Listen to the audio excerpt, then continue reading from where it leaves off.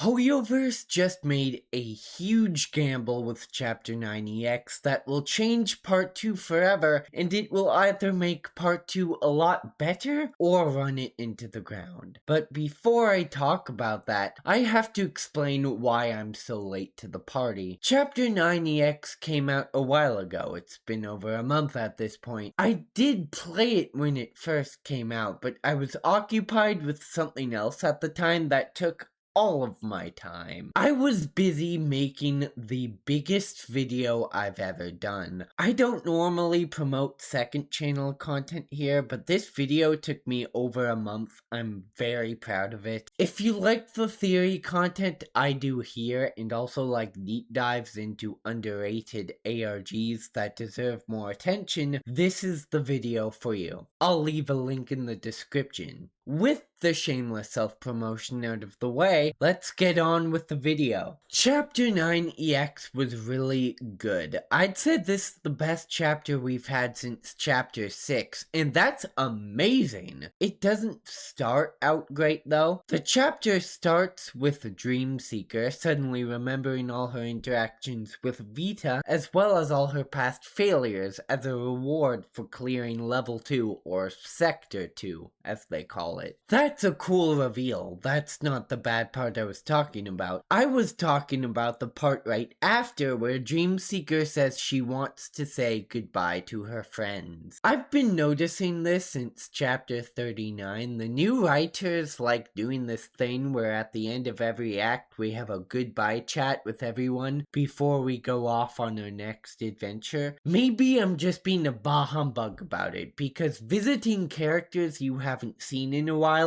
is exciting, but sometimes these sections can be cute and other times they can be really boring. This one was a mix of both. On one hand, I loved talking with Sanchi and Thelema. The reveal that Thelema was in the audience viewing Sanchi's play all those years ago was adorable, and Thelema giving Sanchi's crown back made it even better. On the other hand, after doing nothing but chatting for an hour, I started to get a little antsy and thinking, yeah, this is wholesome, but can we get going? I don't care about Chenzu's sister. Vita's in this chapter as well, and she has some of my favorite lines she's ever said. Welcome back, my favorite partner who neither infuriates nor embarrasses me.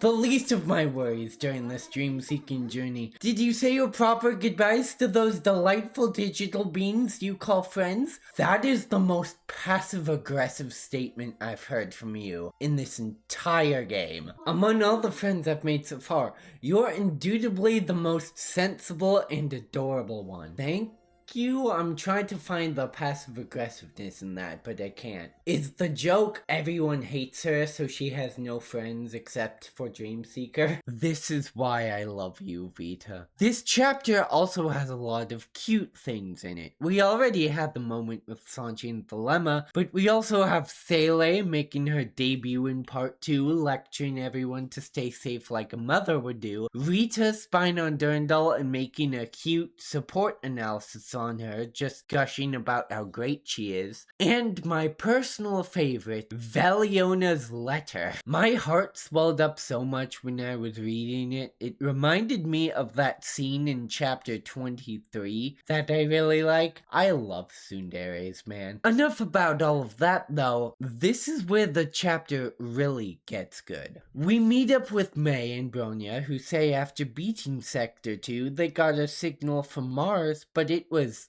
off. Vita eavesdrops on their conversation with Teresa and Ajita, and we finally get a lore drop that I feel like I've been waiting on for forever. Ajita says that she is the creator of the quantum computer. We already had suspicions that she was, but it's so nice to get confirmation. I went back to that document in chapter 4 that talks about a supercomputer, because now we know its creator is Ajita, and it says after she created the groundbreaking supercomputer, its creator left the world forever. What does that mean? I don't have a clue, but it does bring me back to saying that this is not the actual Dr. Ajita. This is a self-aware NPC that Dr. Ajita made within the quantum computer. So that brings the question, where is the real Dr. Ajita? And what does leaving the world forever mean? Even more than that, Leylah is a client of Ajita's. Leylah requested Ajita to build a simulation system of Mars's entire history, and thus the quantum computer was made. This is a massive lore drop, and it raises so many questions for me. I hope it does for you too. Turns out I was half right in this video when I theorized that Ajita was more powerful than Leylah. It's not that she's more powerful, but Leylah does need Ajita for this quantum computer journey to work.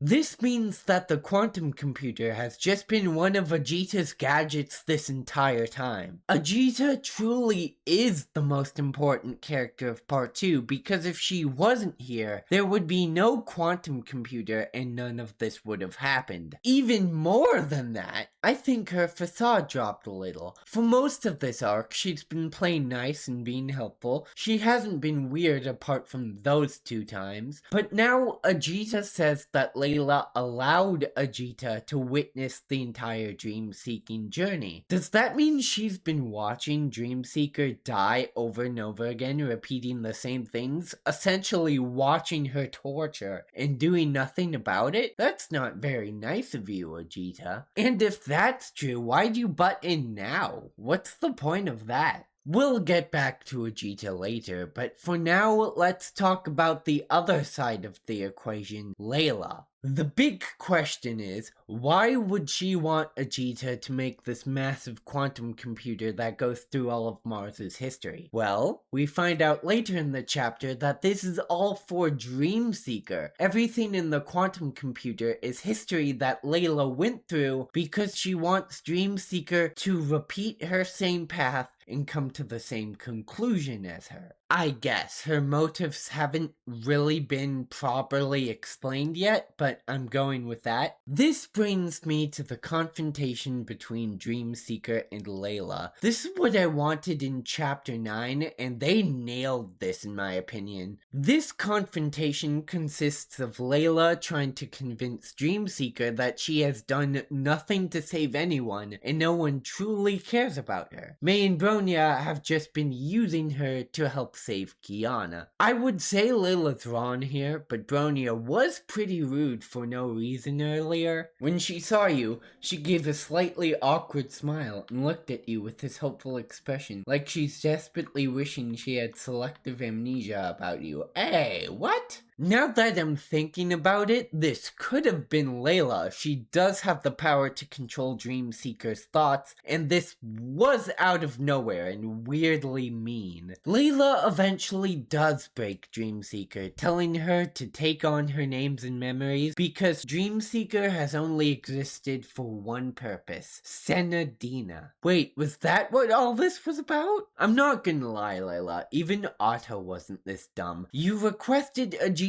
build a gigantic supercomputer that recreates your history, created a clone of yourself, put her through torture where she dies and dies again so she can eventually mold into another version of you, all for this one woman. What is the point of that? Do you think Senadina would be proud of what you're doing? You are the most confusing goddess, not to mention in chapter 70X, she was constantly encouraging you, telling you you would be a great goddess. If you really loved her, those parting words she gave you would have been enough encouragement to last you a lifetime. But instead, you acted like a child and plagued both Linkju and Ruimu because you lost a pendant. You immediately proved Senadina wrong. Great job. She even blames Dreamseeker for what happened on Venus? For some reason, Dreamseeker wasn't even on Venus, and you know it, Leylah. You're just reaching at this point. Anyway, enough about Leylah's stupid decisions. This section ends with Dreamseeker seeing through Leylah's bullcrap and deciding she'll forge her own path and be her own person. Then, Leylah and Dreamseeker fuse into one. I'm not sure why this happens or how, but it does.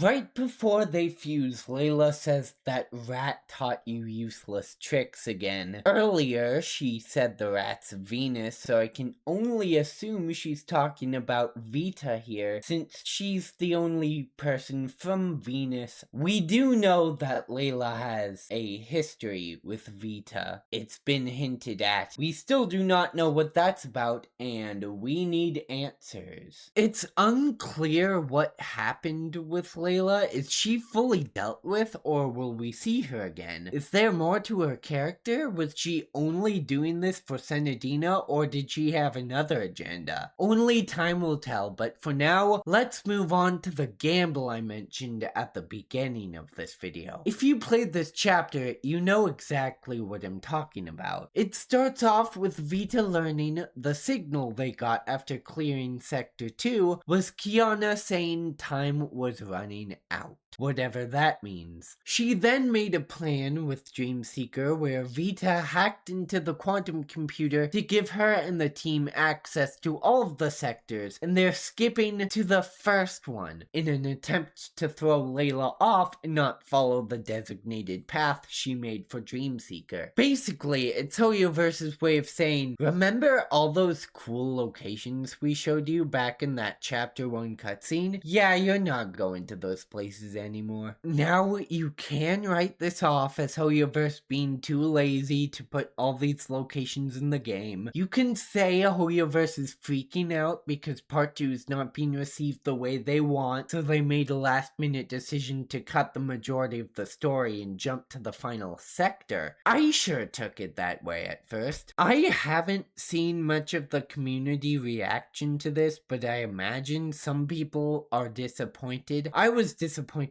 too and saw this as negative. Call me a crazy Hoyo shill though, because the more I thought about it, I'm actually glad this happened. Some of you may have noticed, but ever since Chapter 7, my interest in this game has dwindled. I was still far from quitting, but I did not enjoy this arc much. The recent chapters have been a mixed bag for me. I've liked some, I haven't liked others. Both Helia and Corley's character arcs were good, but they had pacing issues, especially Corley's. If that wasn't classic Hoyoverse word vomit, I don't know what is. The ending of Chapter 9 felt rushed. I felt like there was a lot of missed potential there, and I even said the beginning of this chapter was a little slow and boring. All of this left me feeling less excited than I used to jump back into the game when a new chapter came out. I needed something unexpected to happen to pull me back in, and this is exactly that. We're not just going to another sector, but skipping all of them and going to the first one? That brings so many questions on the table. What's going to happen in this sector to make it the first one? Is there something significant in this sector that will change everything? What will happen when this sector is over? Will Kiana wake up? Will Ajita and Leylah's deal be over? What would that mean? What will Leylah do once we pass the sector? What will Ajita do once we pass this sector? She made this whole computer just for Leylah to do this. When it's over, what will she do next? All of this is to say, I don't really mind that we're not going to these sectors, except for this one.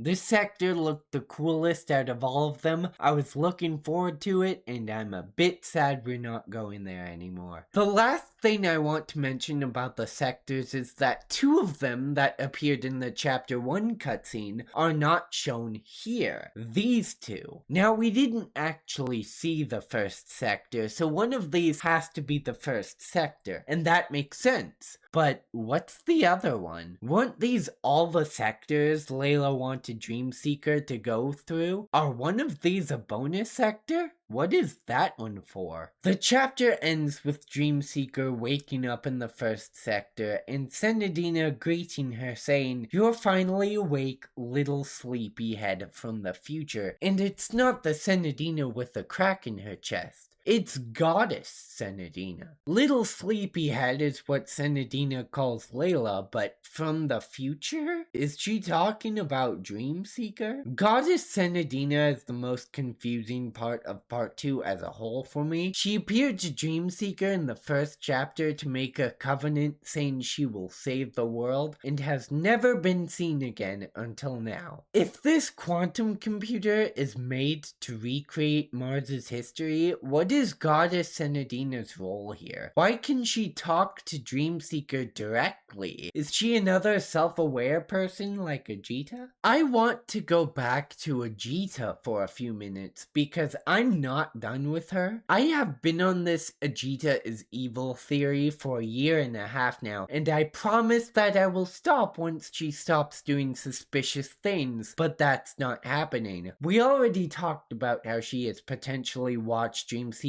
get tortured and she just watched from the sidelines and did nothing about it, but there's more to it than that. I doubt Ajita cares about anything that Leylah's doing. It doesn't seem like it. However, she is interested in Dreamseeker for some reason. Her motives are still unknown. I still think this is about the continent Ajita wants to get to, but I'm not sure. And if you forgot, she is the back-end administrator of the Dreamseeker system as well, which is just great. Ajita's a total mystery. We don't know why she's interested in Dreamseeker, what she wants Dreamseeker to do, or what plans she has for Dreamseeker. I don't think she has good intentions, though. Poor Dreamseeker still thinks Leylah is the only bad one. Not that I blame her. Ajita hasn't done anything particularly bad yet, apart from those 2 instances, but I guarantee she will once they complete the first sector. I think we also need to speculate whether or not Ajita has any powers over Dreamseeker like Leylah does. She hasn't done anything to Dreamseeker